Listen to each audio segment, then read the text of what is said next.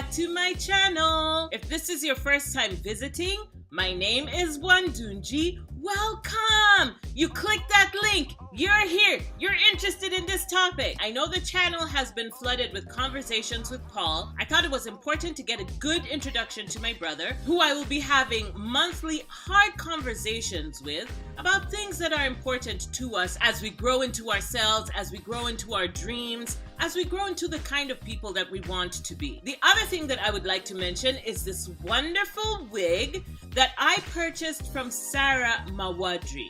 This was personally customized for me, and she sent it in such a timely fashion, and I absolutely love the way it makes me feel today. I feel like, A few weeks ago, I was having conversation with a few friends, and we were talking about how it is that you can come up with a story. If you have a desire to write a story, but you don't know how to start, where do you go to find out how you can start a story? Well, first of all, you listen to this video, so share it if you have friends who are asking these kinds of questions. The second thing is you look for the place that rejuvenates your creative energy. So I love nature. That is where my creative energy is rejuvenated. Whenever I go out, I walk among plants, I see animals, insects, birds, touching tree trunks, that kind of thing really gets my creative energy back to where it needs to be in order for me to create. And you know what that is for you, because every time you do it, you come back and feel an even stronger desire to create something. And if you want to write, then you feel the desire to write something. So it's important to find out what that is for you and engage with it on a regular basis so that once you have an idea, you can go ahead and get to work on it. There are 7 different ways that I have found stories get born in me. It's such a weird phrase to use because what does that mean? But it's like asking someone who has written a song, where did that inspiration come from? Or someone who paints something that has not been seen before, as in it's not a landscape or a bowl of fruit or a person's face. They just have something on a canvas and you're like, where did that come from? I believe that it is that creative energy coming in contact with the tools that you have to tell a story. What I want to share with you today are the 7 different ways that stories have come to me.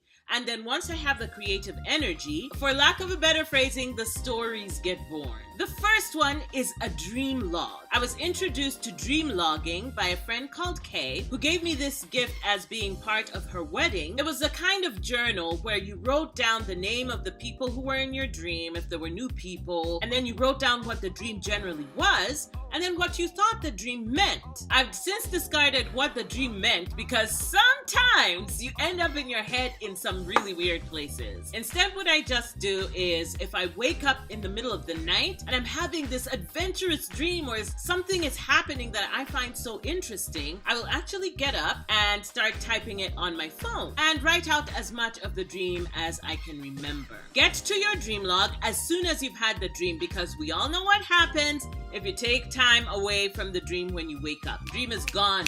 Like mist in the morning light, it is gone. So make sure that you write that dream as soon as you sort of wake up out of your dream using the medium that is most comfortable for you. So I'm always typing instead. The second way that I get story ideas is from writing prompts. What is a writing prompt? A writing prompt is a premise or a short section of story that is given to you, and you can use that to build a story around. Sometimes it's the character of a person, sometimes it's a situation in which this person is. You take the story prompt and you build your own story around it. This past weekend, I had the opportunity to do this exercise with 2 great friends of mine who are also amazing writers. Even though we used the exact same writing prompt, we came up with 3 completely different stories. If you are curious about the story that I wrote using this writing prompt,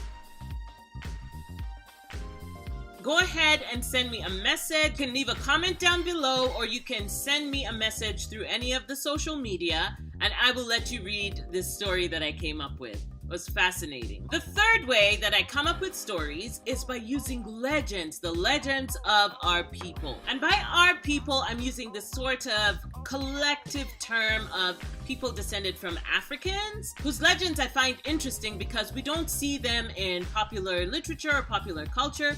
We hear about werewolves and vampires, but those are not our monsters. And so I find myself being differently inspired by some of these stories to go ahead and write a story around a certain magical creature, or a certain story about creation, or a story about a warrior from a song that was sung. The fourth place that you can find an inspiration for your story is in religious literature. There was a series of books written by an author called Francine Rivers that was centered around the stories that are told in the Bible about the prosecution of Christians in Rome when they were thrown into the arena with lions and had to fight for their lives somehow. The story has characters who are living in this world, and it's centered around this persecution of Christians. And it was fascinating. I read it in my late teens. The fifth source, and this is a great source for telling stories. I read a story I've told you before, Wole Talabi's Wednesday's Child. Was a story based on the children's poem. Solomon Grundy, born on Monday, christened on Tuesday, he wrote an entire story about Wednesday. And this just tells me not to overlook anything,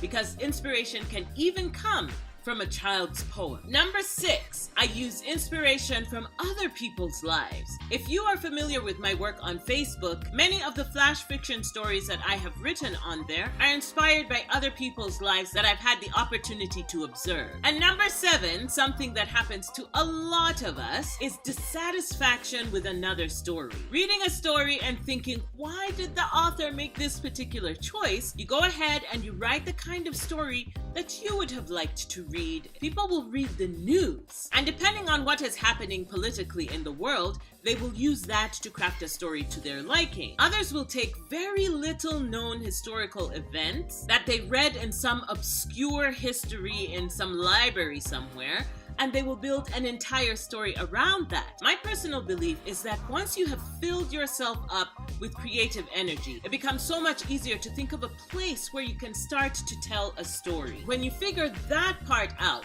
where does your creative energy come from?